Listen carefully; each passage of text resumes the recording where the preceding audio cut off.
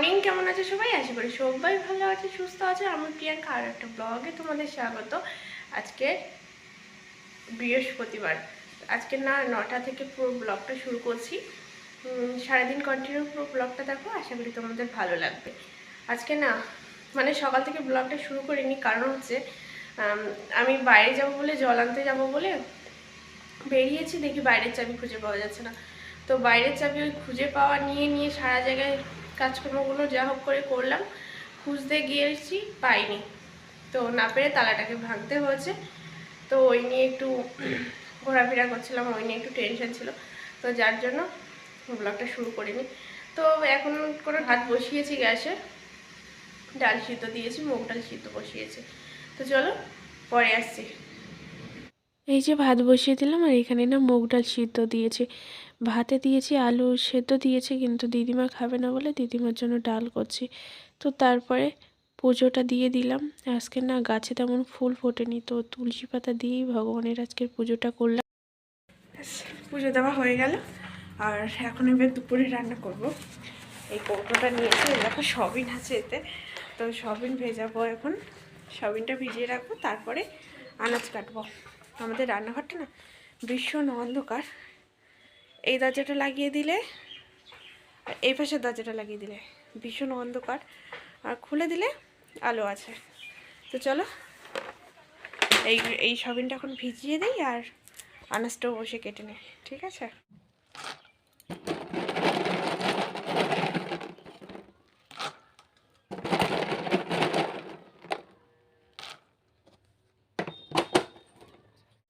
এই যে এখন আনাজ কাটতে বসলাম, আর বাবুকে না স্নান করিয়ে ওকে কার্টুন দেখতে দিয়েছি। ও বসে এখন কার্টুন দেখছে। বাবুকে না গুছিয়ে দিলে না আমি এই পাশে রান্না বান্না বলো কোনো দিকে কাজগুলো করা যায় না।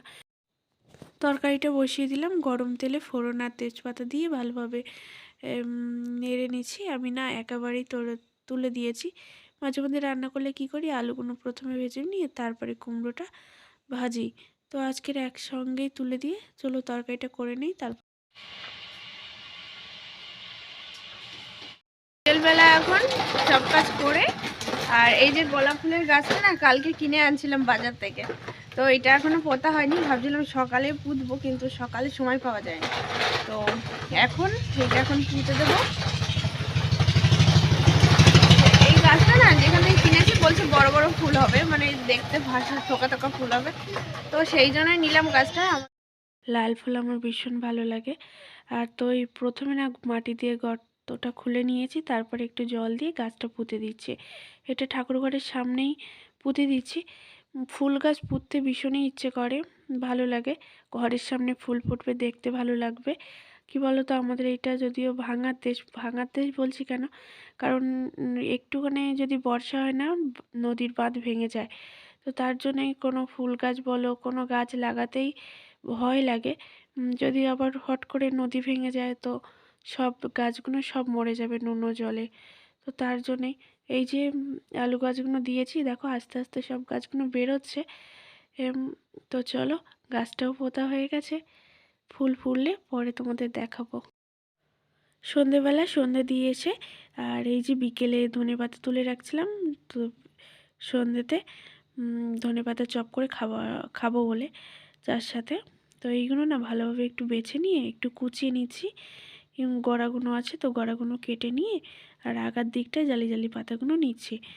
তো দিদিমা আছে, ভাবলাম বাড়িতে আছে যখন, তো সন্ধ্যাবেলা একটু করে খাওয়া হয়ে যাক।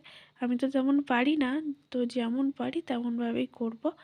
অনেকে দেখেছি দোকানে কি সুন্দরভাবে ভাজে, কিন্তু বাড়িতে তো অত কিছু দেওয়া যায় না।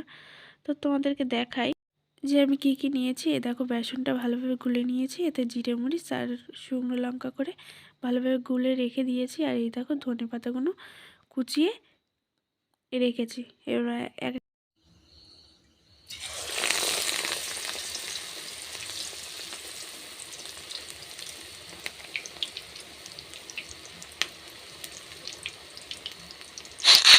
এই দেখো চপগুলো হচ্ছে না, খেতে ভালো লাগছিল, কারণ আর একটু ঝাল হলে ভালো লাগতো, কিন্তু ঠিক আছে, বাবুর পক্ষে ঠিক আছে। তো এই যে চা করলাম, লিকার চা, গরম গরম। আর দিদিমার জন্য আলাদা করে বাটিতে দিয়েছি, না হলে না বাবু দিদিমার দিকটা শুধু কাড়াকাড়ি করে নেওয়ার জন্য। তো সবার আলাদা করে দিয়েছি, দিদিমার বাবুর সবাইকে। তো চলো পরে আসছি। চা খাওয়ার পরে দিদিমার একদম খিদে লাগছিল না, তো এখন না 9টা বাজে। রুটি করলাম, তরকারি গরম করলাম, এই যে জলটাও গরম করে নিয়েছি। তো তার দিদিমাকে ডাকলাম, তো দিদিমাও দেখি না বিছানা করছে। দিদিমা বলছে বিছানা করে নিই তারপরে যাব খেতে যাব।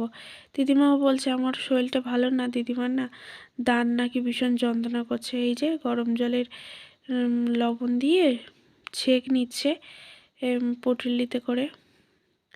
তো দিদিমা তো বিছানা হয়ে গেছে, দিদিমা এখন এইটা গরম জলে ভাপটা নিয়ে দিদিমা ঘুমোতে চলে যাবে। আমাদের ঘরে বিছানার না একদম ভীষণ খাটটার অবস্থা দেখছো, একদম খারাপ অবস্থা। ও টিভি দেখবে আর এইরকমভাবে সব এলোমেলো করে রেখে দেবে। তো দিদিমা বলছিল খাবে না, শরীরটা ভালো লাগছিল না, দাঁত যন্ত্রণা করছে, তো খাবে না বলছিল। তো চলো বন্ধুরা, আজকের মতো ভিডিওটা এখানে এন্ড করছি। দেখা হচ্ছে আগামীকাল ভালো কোনো ব্লগের সাথে। টাটা।